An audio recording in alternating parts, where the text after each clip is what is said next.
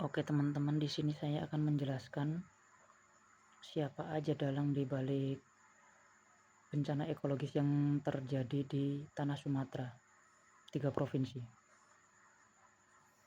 Kita flashback ke pemilu 2019, yang dimana pemenangnya itu adalah Partai PDIP bersama Pak Jokowi. Nah, waktu itu kan yang oposisi masih 3 partai, Gerindra, PKS, serta Demokrat.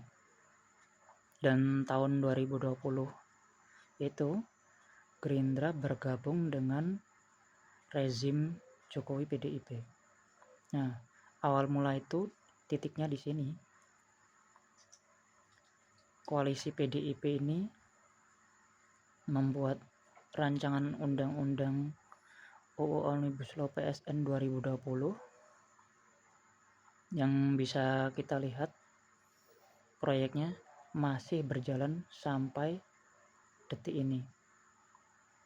Kita lihat kejadian di Riau Rempang Eco Park,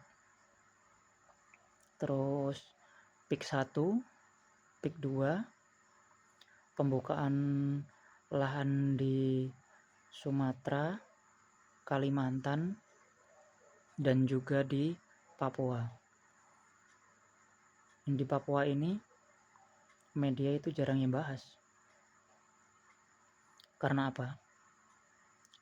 Isunya tol terus, tapi dampak negatifnya nggak pernah dibahas gitu. Padahal jalan di Papua itu aslinya diperuntukkan untuk PT-nya oligarki. Pembukaan lahannya itu bukan untuk masyarakat. Nah, PT-nya itu ada yang ke tambang, ada yang ke kebun sawit gitu. Jadi berbagai tugas dijalankan. Nah, siapa aja di balik undang-undang Omnibus Law ini? Di baliknya itu ya koalisi PDIP.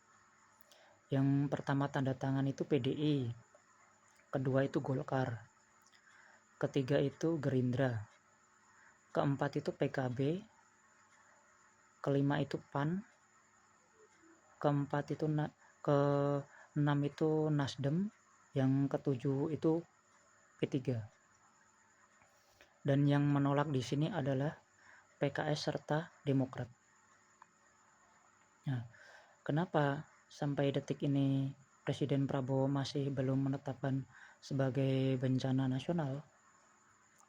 Ya, Pak Prabowo masih melindungi koalisinya sebelumnya, karena kan partai dia terlibat. Misalkan dia mau membatalkan, itu juga susah. Susahnya kenapa? Itu kan waktu ikut di bagian legislatif. Misalkan mau membatalkan tahun 2006, itu kan ketuanya DPR sekarang kan dari PDIP. Nah, itu harusnya ditekan terus beserta koalisi Kim.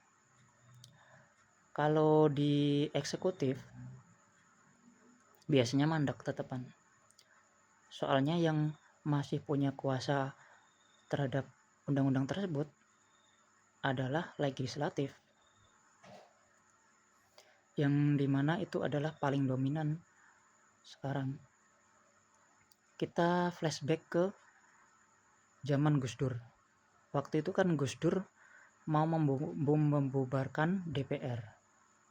Terus apa yang terjadi? Gus Dur malah dilengsarkan.